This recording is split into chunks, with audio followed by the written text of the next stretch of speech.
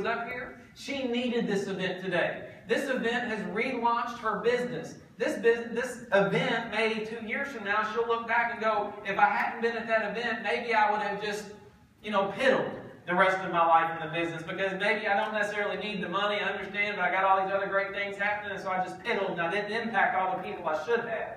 But I came to this event. That halftime or checkup event can serve as that, because it can get somebody to the next event where they can catch a vision to go do this in a big way. Does everybody understand point number 3? Here's number 2. The big rocks during this phase, from now until the super regional, what is the big, I call them the big rocks, maybe you call them MVPs, most valuable priorities. The biggest things that you're going to be doing and driving and duplicating through your organization. Now, I'm going to give you one. You and your team need to develop the rest of them. I'm not trying to steal your culture. That's not my job. My job is to design a specific plan for you to put into the culture you already have in your organization. Does everybody understand that? Say yes. So number 4 is the culminating event. Number 3 is the checkup event. Number 2 are the big rocks. I'm going to give you one. It must be the biggest rock, and that's what I call IFOs. In front ofs. How many people this week are you going to be in front of? That could be at your house, their house, Starbucks, Buckhead, Idle gas station. Don't matter to me. What does matter is how many eyeballs are you going to see, how many bellies are you going to see, how many people are you going to be in front of STP and showing the plan to. STP. How many people am I going to show the plan to this week and get in front of? That's going to determine your success. Ultimately, that's going to determine your movement. Nobody joins something that's not moving. So you want to create a movement, you better start moving and getting something done. You're going to do that, you got to get in front of some people. So I'm going to throw out a competition. Anybody that's shot anything on social media today, whether it be a quote, a picture, a combination of the two, honesty, policy, you've now qualified for this competition. The person, no matter who you are, what rank you are, that gets in front of the most prospects and shows the plans to those people are going to get another free registration. You already registered, pay it forward. You're getting a free registration to the convention on me. I'm here to pay it forward to you to get and go to work. Leave here and take some action. Don't leave here and go, oh, great training, I'm so tired. What do we need, Cheddar's down the road?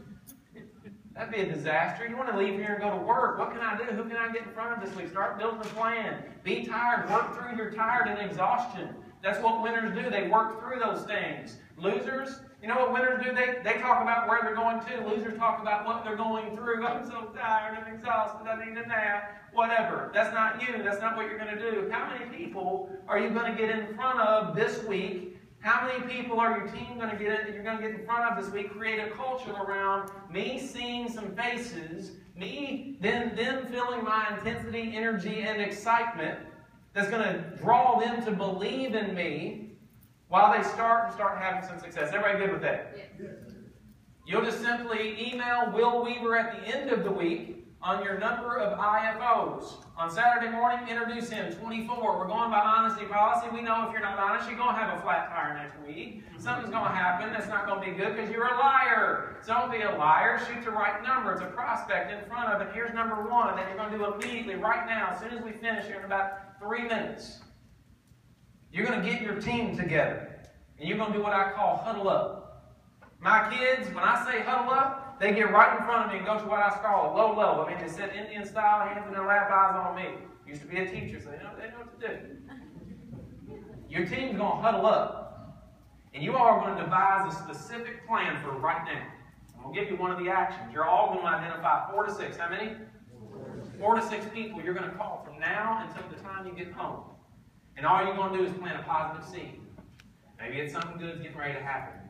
I don't care what your words are. You're going to have a little enthusiasm, a little excitement. You're going to let them know that today's the dawn of a new day in our organization. Something big's getting ready to happen. I don't have time to talk about it right now. You're basically piquing their interest, and you're done. I'll call you tomorrow. See, you're now jacking up and exciting your organization. They don't even know why they should be excited. They just know that you're excited. You've reached out to them, and now we've infected excitement into your organization so that tomorrow you can start building that specific plan that's going to get them in front of people so they can show the plan so people can make a decision to get started, to join your movement, so they can get to the next big event, so they can get to the super regional, so you can elevate that income. Anybody open to that?